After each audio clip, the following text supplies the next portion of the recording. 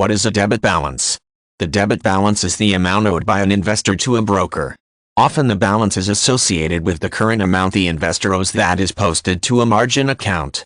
The debt is created due to the purchase of stocks, bonds, and other securities on a margin basis. As long as a debit balance exists in the margin account, the investor is charged interest on the outstanding balance. When an investor chooses to purchase securities on a margin, a broker establishes what is known as a margin account in the name of the investor. Essentially, a margin account is a line of credit that is extended to the investor via the broker.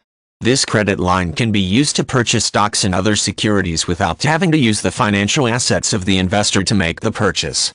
When the securities are purchased on a margin, the amount of the purchases is debited to the margin account, creating a debit balance. Repayment of the debit balance depends on the terms and conditions set by the brokerage.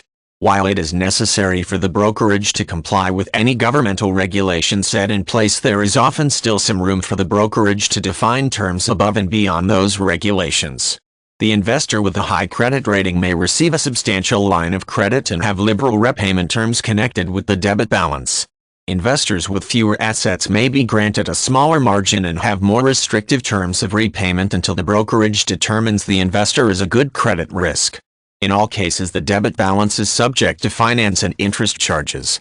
However, the interest is usually at least competitive with the rates that the investor could obtain by borrowing the money directly from a bank or other financial institution. In addition, the ability to buy on margin can be established in advance and does not have to be used unless the investor chooses to do so. Interest does not begin to accrue until an actual purchase on margin is made.